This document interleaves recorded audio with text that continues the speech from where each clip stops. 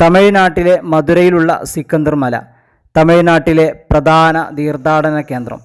900-ലധികം പടികൾ താണ്ടി വേണം ഈ മലമുകളിലെ ദർഗയിലെത്താൻ. ഇതിൻ്റെ കാഴ്ചകളും ട്രെയിൻ വഴി ഇവിടേക്ക് എത്തിച്ചേരാനുള്ള റൂട്ടും വിവരങ്ങളുമാണ് ഇന്ന് നാം പരിചയപ്പെടുത്തുന്നത്.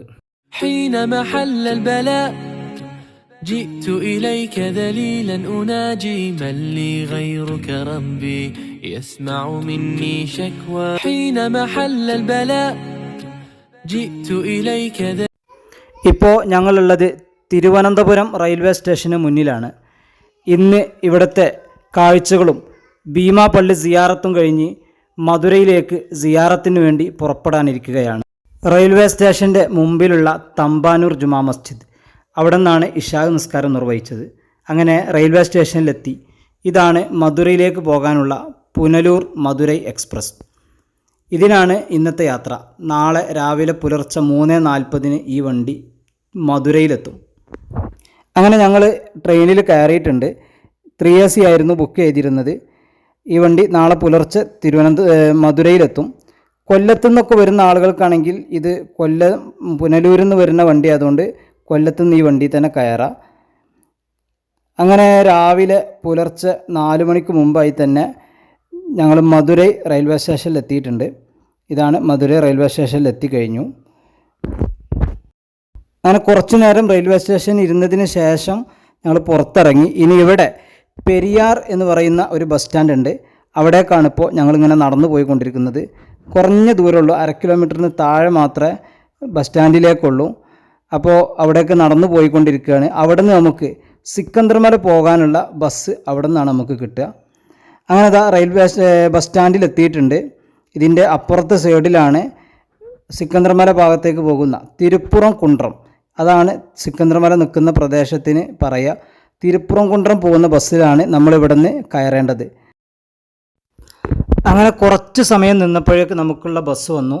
അങ്ങനെ ആ ബസ്സിൽ കയറി നമ്മൾ നേരെ തിരുപ്പുറം കുണ്ട്രത്തേക്ക് യാത്ര തുടർന്നു. ഒരാൾക്ക് 17 രൂപയായിരുന്നു ചാർജ്.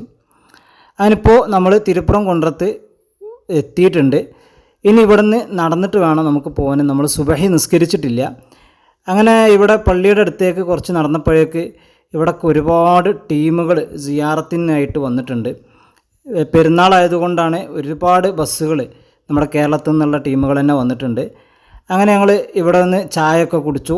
അതുപോലെ തന്നെ നിസ്കാരമൊക്കെ കഴിഞ്ഞതിന് ശേഷമാണ് മല കയറാൻ തുടങ്ങിയത്. മല കയറുന്ന റോഡ് ഇതാണ്. പള്ളിയുടെ നേരെ ഓപ്പോസിറ്റിൽ തന്നെയാണ്.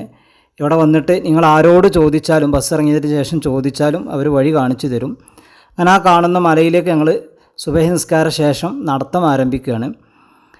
അങ്ങനെ മലയുടെ പടികൾ കയറി തുടങ്ങി. ഏകദേശം 900-ഓളം വരുന്ന പടികളുണ്ട് എന്നാണ് പറയപ്പെടുന്നത്. ഇതുപോലൊരു ഇതിനേക്കാളും വലിയ ഒരു മലയുണ്ട്, ബ്രാഹ്മല. അതിൻ്റെ ഒരു വീഡിയോസ് മുമ്പ് നമ്മൾ ചെയ്തിട്ടുണ്ടായിരുന്നു. ഇതിൻ്റെ ഒരു 3 ഇരട്ടി അല്ലെങ്കിൽ 4 ഇരട്ടിയൊക്കെ ചിലപ്പം വരും. കാരണം അത് നമ്മൾ കയറാൻ ഒരുങ്ങുകയാണെങ്കിൽ ഏകദേശം നമുക്ക് ഒരു ദിവസം നമ്മൾ അതിനു വേണ്ടി മാറ്റി വെക്കണം. അത്രയും സമയമെടുക്കും അത് കയറി ഇറങ്ങി വരാൻ. ഇത് നമുക്ക് 1-1.5 മണിക്കൂറുണ്ടെങ്കിൽ കയറി ഇറങ്ങി വരാം. ഏകദേശം ഒരു അരമണിക്കൂറോളം നമുക്ക് അതിൽ താഴേക്കായിട്ട് നമുക്ക് മല കയറാൻ സമയം ആവശ്യമുള്ളൂ, അതുപോലെ ഇറങ്ങാനും. അങ്ങനെ ഞങ്ങളങ്ങനെ മല കയറിക്കൊണ്ടിരിക്കുകയാണ്. ഒരുപാട് ആളുകളുണ്ട്. ഞാൻ പറഞ്ഞതുപോലെ പെരുന്നാളായതുകൊണ്ട് തന്നെ ആയിരിക്കും ധാരാളം ആളുകളാണ് രാവിലെ തന്നെ മല കയറുന്നത്.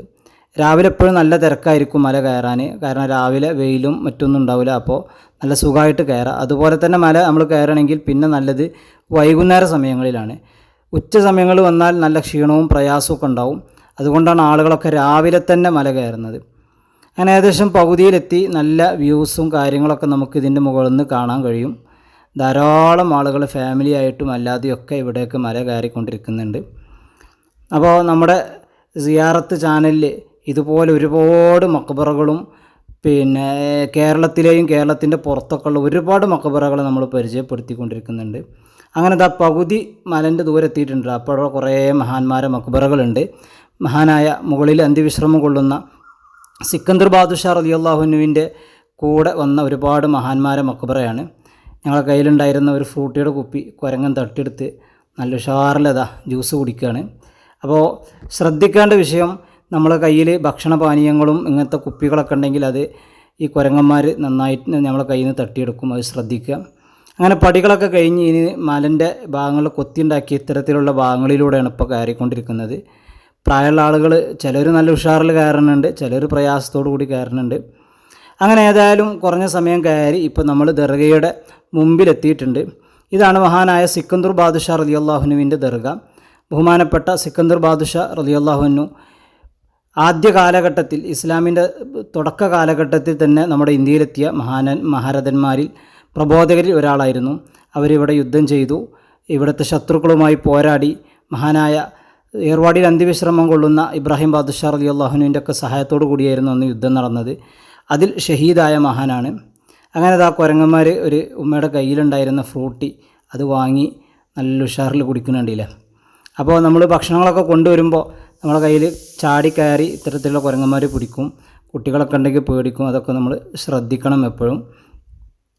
അങ്ങനെ ഏതായാലും ഞങ്ങളിവിടെയൊക്കെ സിയാറത്തും മറ്റു കാര്യങ്ങളൊക്കെ ചെയ്തതിന് ശേഷം ഇപ്പോൾ താഴേക്ക് ഇറങ്ങാൻ തുടങ്ങുകയാണ്. ഇപ്പോഴും ഒരുപാട് ആളുകൾ ഇവിടേക്ക് വന്നുകൊണ്ടിരിക്കുന്നുണ്ട്. പ്രത്യേകിച്ച് പെരുന്നാൾ സീസണൊക്കെ ആയതുകൊണ്ടായിരിക്കും നല്ല തിരക്ക് തന്നെ ഉണ്ട്.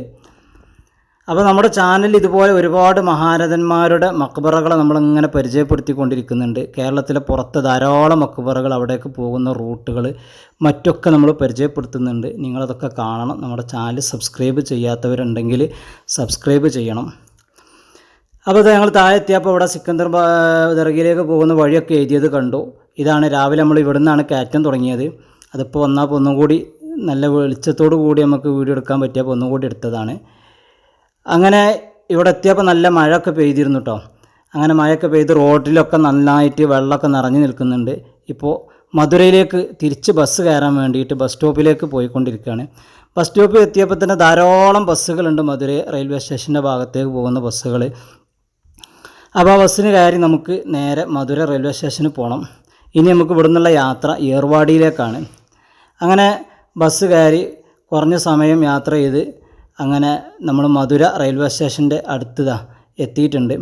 ഇനി ഇവിടുന്ന് ഭക്ഷണം കഴിച്ചതിന് ശേഷമാണ് നമ്മൾ ഏർവാടിയിലേക്ക് പോകുന്നത്. അപ്പോൾ ഏർവാടിയിലേക്ക് എങ്ങനെ നമ്മുടെ കേരളത്തിൽ നിന്ന് വരാമെന്നുള്ള വിശദമായ വീഡിയോസൊക്കെ കഴിഞ്ഞ എപ്പിസോഡുകളിൽ നമ്മൾ പറഞ്ഞിട്ടുണ്ട്. ഇവിടെ നിന്ന് നമ്മൾ ചായയൊക്കെ സൈഡ് തട്ടുകടയിൽ നിന്നാണ് നമ്മൾ ചായയും കാര്യങ്ങളൊക്കെ കുടിച്ചത്. പിന്നെ നമ്മുടെ നാട്ടിൽ നിന്നൊക്കെ ഇവിടേക്ക് വരികയാണെങ്കിൽ തൃശ്ശൂരിൽ നിന്ന് തിരുവനന്തപുരത്ത് നിന്ന് വരുന്ന വണ്ടി തൃശ്ശൂർ പാലക്കാടൊക്കെ സ്റ്റോപ്പുള്ള അമൃത എക്സ്പ്രസ്സിന് രാവിലെ 10 മണിയോട് കൂടി ഇവിടെ എത്താം. അതുപോലെ നമുക്ക് തൃശ്ശൂർപ്പള്ളി വഴി ഇവിടേക്ക് വരാം, തിരുവനന്തപുരം വഴി ഇവിടേക്ക് വരാം. അങ്ങനെയൊക്കെ ഇവിടെ വരാവുന്നതാണ്. അപ്പോൾ വരുന്ന ആളുകൾ ഇവിടുന്ന് പെരിയാർ ബസ് സ്റ്റാൻഡിൽ പോയി അവിടെ നിന്നാണ് തിരുപ്പുറം കുണ്ടത്തേക്ക് ബസ് കയറേണ്ടത്. അപ്പോൾ ഇൻഷാ അല്ലാഹ് ഇനി നമ്മൾ ഏർവാടിയിലേക്കാണ് പോകുന്നത്. അങ്ങനെ ഏർവാടി പോകാൻ വേണ്ടി നമ്മൾ റെയിൽവേ സ്റ്റേഷനിൽ എത്തിയിട്ടുണ്ട്. അപ്പോൾ ഏർവാടിയിലേക്കുള്ള യാത്രകളും അവിടുത്തെ മക്കാമുകളൊക്കെ ധാരാളം പരിചയപ്പെടുത്തിയത് കൊണ്ട് ഇനി അവിടുത്തെ വീഡിയോസുകളൊന്നും നമ്മൾ ചെയ്യുന്നില്ല. നമ്മുടെ ചാനൽ നിങ്ങൾക്ക് കയറിയാൽ അതൊക്കെ വിശദമായിട്ട് കിട്ടും. അപ്പോൾ ഇൻഷാ അല്ലാഹ് നിങ്ങളൊക്കെ ഇത് ഷെയർ ചെയ്യുക, ദുആകൾ ഉൾപ്പെടുത്തുക. അസ്സലാമു അലൈക്കും.